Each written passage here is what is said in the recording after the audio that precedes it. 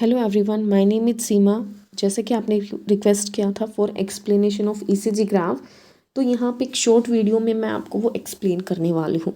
देखिए, जब भी हम ईसीजी ग्राफ पढ़ते हैं तो हमें दो टर्म्स मिलती हैं, एक डीपोलराइजेशन और एक मिलती है हमें रीपोलराइजेशन। तो हार्ट के जिस भी पार्ट में डीपोलराइजेशन होगा, या ओरिकल हो या फिर ये वेंट्रिकल हो, तो उसमें वो पार्ट आपका कॉन्ट्रैक्ट करेगा। और जब रीपोलराइजेशन होता है तब वो हार्ट का वो पार्ट आपका रिलैक्स करता है। जब भी आप एक ईसीजी ग्राफ देखोगे, आपको उसके अंदर तीन वेव्स मिलेंगी, पी, सेकंड होगी क्यूआरएस, और फिर थर्ड वेव होती है आपकी टी होती है।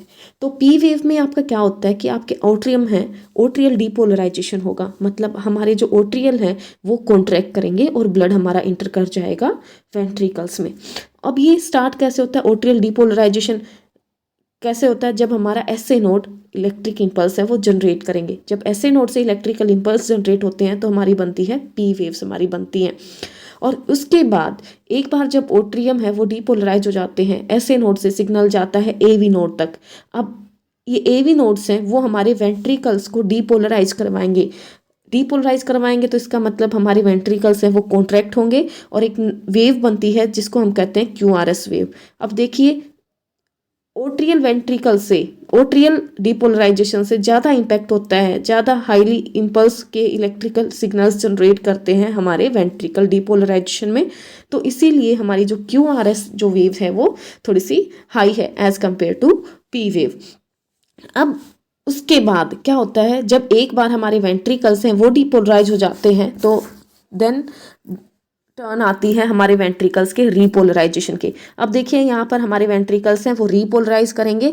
जब ये रीपोलराइजेशन होगा तो इसमें फॉर्म होगी हमारी एक टी वेव्स है वो फॉर्म होती हैं। तो जनरली आप देखेंगे कि 3 बार इलेक्ट्रिकल इंपल्स जनरेट होता है एक हार्ट बीटिंग में। तो सबसे पहली होगी हमारे ओट्रियल डीपोलराइज होंगे, हमारे जो ओट्रियम्स हैं वो कॉन्ट्रैक्ट करेंगे, ब्लड इंटर कर जाएगा हमारे वेंट्रिकल्स में और ओट्रियम डीपोलराइजेशन स्टार्ट होगा एसए नोड से।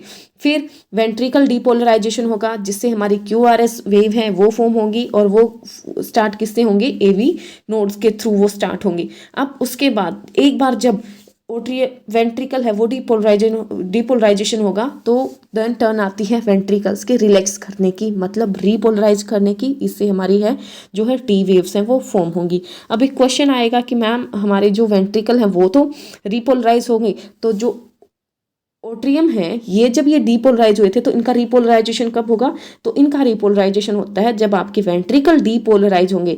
यहाँ पर देखिए, जब वेंट्रिकल डीपोलराइज हो रहे हैं तो उसी टाइम आपके ओट्रियम है वो भी रीपोलराइज हो रहे हैं।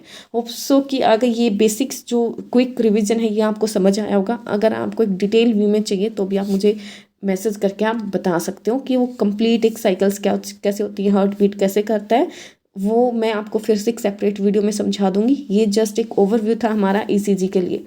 होप कि आपको समझ आया होगा। Thank you so much.